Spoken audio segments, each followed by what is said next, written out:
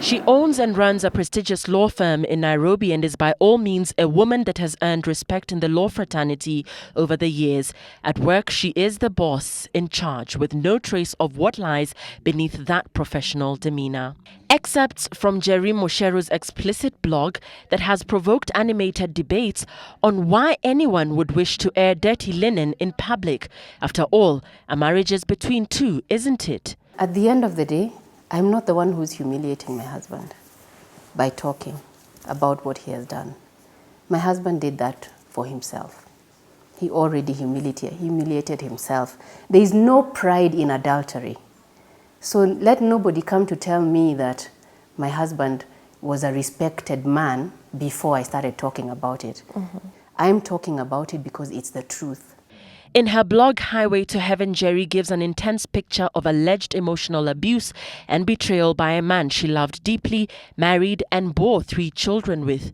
I ask her about the graphic nature of her website and the implications on her children, her husband, her family. The children are not going to be injured by me talking. They were being injured by what their father was doing. I tried everything to speak to him, to ask him, stop it. He said you can't. That he has to do it because that's what makes him happy. Yeah. So it was his adultery that was damaging our family. It's not my talking. If my talking is going to do anything, it's going to help other people be able to talk about this subject. Motivated by the belief that her experience will help women and indeed men in similar circumstances, Jerry continues to write in what critics fault as an assault on family privacy that is likely to be counterproductive. I found peace, and it was very important for me to find peace, to know that the truth is out there, and there's nobody guessing or whispering or suspecting in relation to me. People now know my truth, what has happened to me and what is going on with me. So there's no pretense.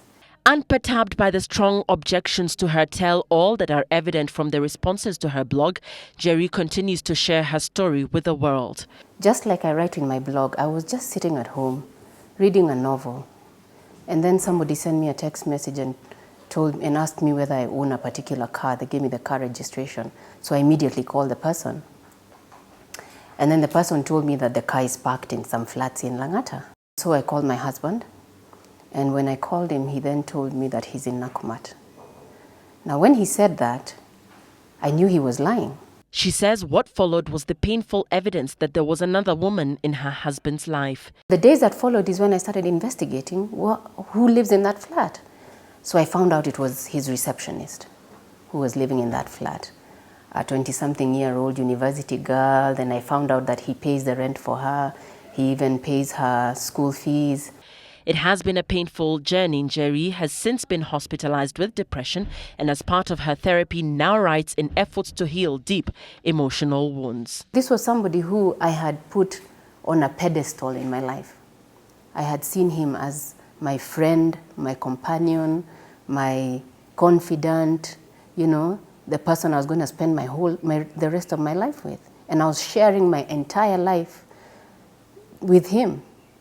So coming to a point where I feel healed, I felt needed for me to talk, and I talked. Hers is indeed a controversial approach.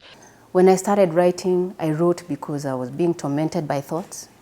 Secondly, I couldn't believe that you could just keep quiet about an epidemic, because to me, adultery is an epidemic in our society. But one that she hopes will heal not only her, but everyone that empathizes with her story, but most importantly, send a message to her husband. Reached for comment, Jerry's husband, however, declined to comment on the blog, citing the need for family privacy. For Citizen Live at 9, I'm Lillian Muli Kanene.